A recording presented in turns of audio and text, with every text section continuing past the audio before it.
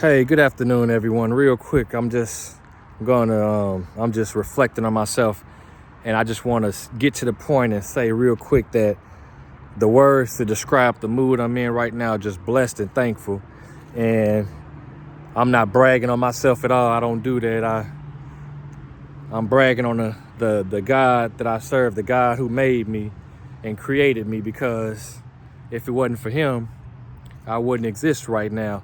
And I'm just reflecting and thinking about how I'm blessed, grateful, and thankful, because about 30, 40 minutes ago, I was on the interstate and I was driving. My car was doing regular, normal, like other people's cars. All of a sudden, it started doing some weird stuff. I don't know what the problem is. Reached out to a few mechanics, couldn't get a hold of some of them. And I got one guy who's supposed to be coming a little bit to look at my vehicle. But the point is, hopefully it's not the transmission, but the fact is the vehicle was where it won't let you do the, like, let's say higher than 40, because it starts sitting there kind of vibrating and shaking and jumping. I noticed that about a few days ago. So it's some type of misfire. And I put brand new spark plugs on there and coil pack / ignition coils about 3-4 weeks ago.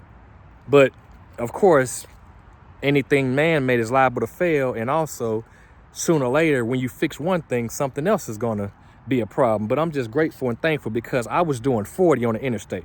Clearly, that's too slow. It don't matter what interstate or highway you in the world, that's too slow unless you're talking about a neighborhood highway that has to deal with schools and houses. But when you on an interstate with no lights, no stop signs, usually, like here in Memphis, the circle, I-240 is 55.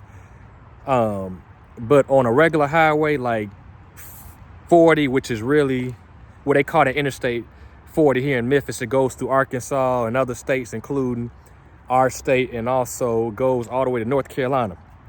But they call it an interstate, but it's really a highway. But the fact is that that goes up to like 70, 75. But my point is, I had to do 40, which is a normal speed limit if you're going down a street, like me going to the store, going to the bowling alley or somewhere. But I had to do 40 on an interstate where everybody else is doing not even 55. They doing 70, 75, 80. And I was on the interstate at first because I was afraid a little bit and thinking it was wise and smart to just sit there on the emergency strip.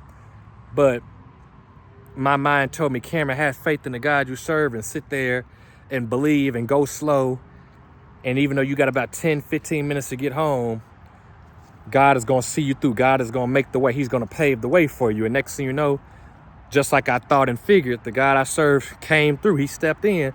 But what I'm just trying to say is that it seems like it's always something that comes up in life.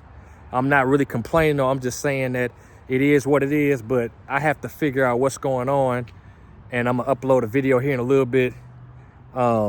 Maybe some people can give me a little bit of information and let me know exactly what it is, because the vehicle, when it slows down or I put it in park or stop driving, it sits there and starts like vibrating, shaking real bad. And it even seemed like it was going to shut off on me in the middle of the interstate. So I kind of got scared because it was a safe thing. What if my vehicle would have stopped and people are behind me riding my bumper? What would have messed around and happened then is an accident would have happened. Now, that possibly would have been my fault because my vehicle stopped. But at the same time, the people behind me, that would have been their fault because clearly they were too close to me. But people were getting mad at me like it's my fault and everything. But the bottom line fact is, at the end of the day, I'm just grateful and thankful, because don't get mad at me. You don't know what's going on. I had my emergency lights on. I'm not trying to go slow, but that's the wise, safe thing to do when your vehicle has an issue. But I'm just saying, to God be the glory, and I'm safe.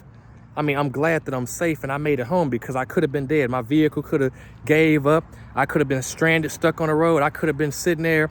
An accident could have happened, but God saw me through. Even if I had an accident, I would be glorifying him right now, because I could have been dead. I'm still alive, though. I could have been in an accident.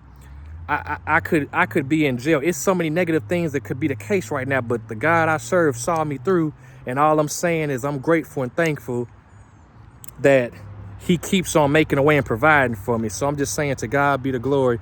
And I just thought I would sit there and make an inspiring message about that, because a lot of people complain because they don't have this, they don't have that.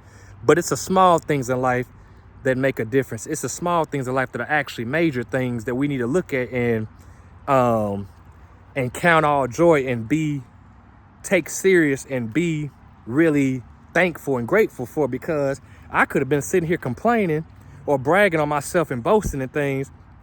But the fact is, at the end of the day, when it's all said and done, all I'm saying here is that I'm grateful.